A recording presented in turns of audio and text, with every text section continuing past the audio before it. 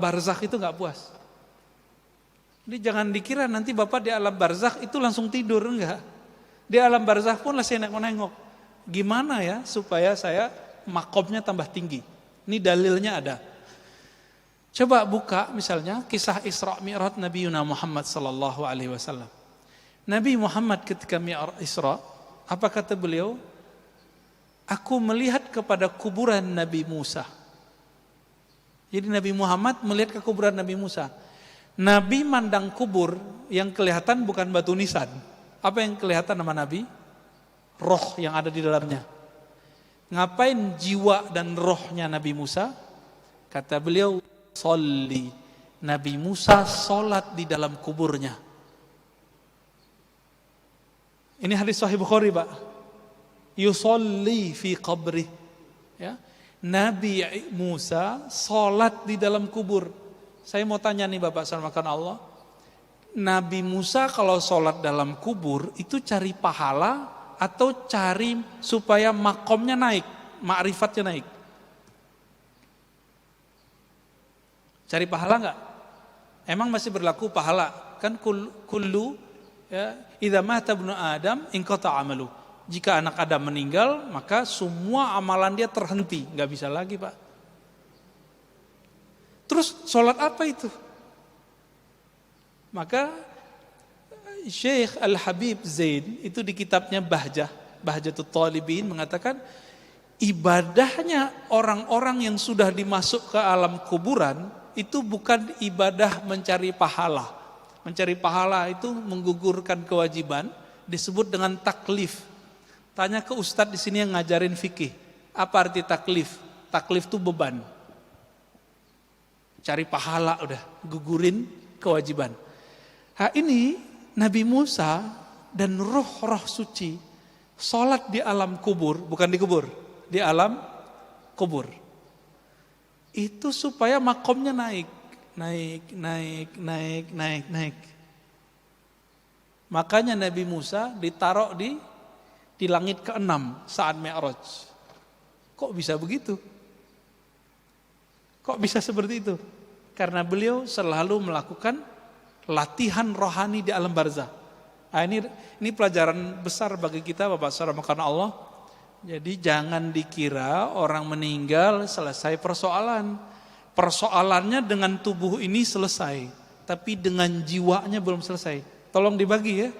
Ada tubuh ini jasad, ada jiwa, ada akal, ada ruh. Coba diulang Pak. Satu, jasad nih yang butuhnya makan, butuhnya tidur, butuhnya syahwat. Nah ini deh tubuh ini. Yang kedua, jiwa. Yang ego kan di situ Pak. Nggak mau dengerin orang, maunya didengerin terus. Iya kan? Nggak mau diceramain orang, mau ceramain terus. Nah ini untuk saya ngomong Pak. Karena saya banyak ceramah. Nafsiyah itu apa? Ngerasa dirinya lebih dari orang. Mandang orang, wah itu gak ada apa-apanya, gue lebih gitu. Ada perasaan begitu. Nah itu nafsiyah namanya. Ya. Merasa ibadah orang samping gak bener. Nah ini nafsiyahnya main tuh. Jadi juri lagi sholat. Nah hati-hati Pak. Imamnya bagus, bagus. Imamnya jelek, langsung protes. Ya. Nanti pengurus yang dijajalin sama mereka ya. Itu imam apaan ganti ya. Itu banyak yang begitu Pak. Nah, nafsiyahnya main. Jadi ini nafsiyah yang kita sebut jiwa. Jiwa inilah sentral dari hidup kita di sini, di bumi ini. Tapi jiwa ini punya perangkat yang menghubungkan dengan kolbu, namanya akal. Akal ini bertahan Pak, nanti ketika kita meninggal, akal ini dikembalikan ke kolbu. Kolbu itulah nanti yang menjawab. Masuk ke dalam kubur, ini berulang-ulang kita sampaikan di banyak tempat. Pertanyaannya apa? Masuk kubur. Kamu S1 apa S2? Gitu gak? Sholatmu 1000 rakaat, kamu tahajud, begitu gak? Ada pertanyaan gitu gak Pak? Enggak ada. Pertanyaan mungkar nakir apa?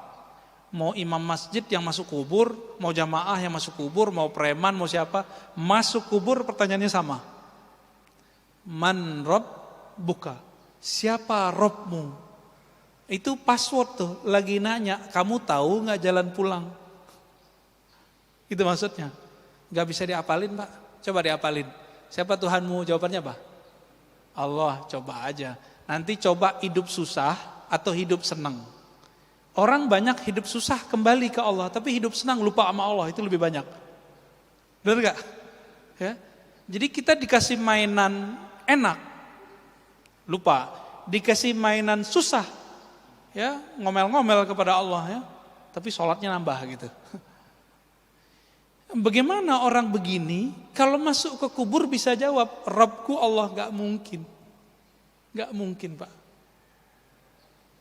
Itu sebabnya kita kasih tahu di akhir zaman ini jangan mengandalkan sholat banyak, belum tentu diterima. Jangan ngandelin banyak baca Quran, belum tentu diterima. Tetaplah sholat, tetaplah baca Quran, tapi jangan belagu sama amalan itu. Masih ingat Nabi ngomong apa? Kamu masuk surga bukan karena amalmu, masih tahu ya? Hadis Bukhari. Terus apa kata Nabi? Aku pun masuk surga bukan dengan amalku, tapi dengan rahmat Allah. Rahmat Allah itulah kunci dari ma'rifatullah. Kalau ada murid di kelas, ada yang guru nggak nih? Kalau ada murid di kelas, dia agak bandel dikit, tapi cerdas Pak. Agak nyeleneh dikit, cerdas. Itu disayangi guru nggak? Disayangi guru walaupun dia nyeleneh dikit. Tapi ada yang rajin, diem aja, ditanya diem, disuruh ke depan gak mau, gak dikenal Pak sama guru.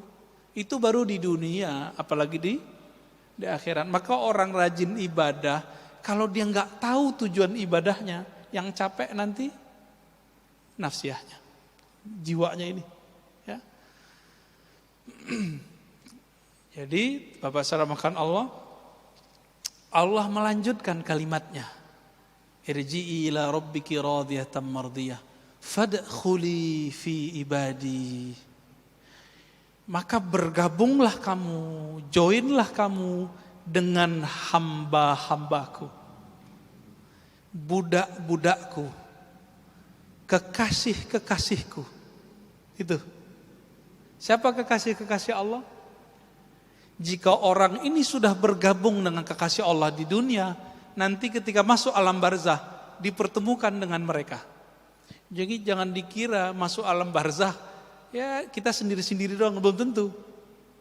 Jika dia ahlullah, kekasih Allah, nanti dia dikumpulkan dengan orang-orang yang hebat. Ya, VIP namanya. Irji'i ila rabbiki radiyatan mardiyah fadkhuli fi ibadi wadkhuli jannati. Kalau sudah begitu baru bisa masuk surgaku. Dan maka Nabi mengatakan, idza marartum bi riyadil jannah, jika kamu mampir ke kebun-kebun surga, farta'au, maka petiklah. Lalu sahabat bertanya, wahai Rasulullah, apakah itu kebun surga? Lalu Nabi menjawab, hilakud dzikr, lingkaran-lingkaran zikir. Lingkaran zikir ini artinya dua. Satu, beneran zikir.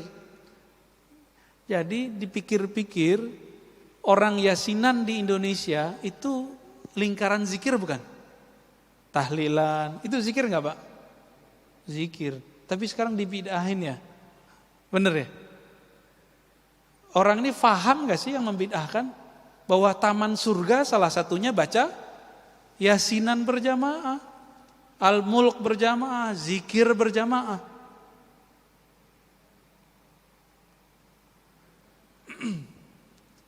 Bapak kalau lagi begini nih, ini kan pengajian, kita lagi di share ilmu sama guru kita misalnya, siapapun gurunya, masuk waktu syuruk, itu milih dengerin kajian apa sholat?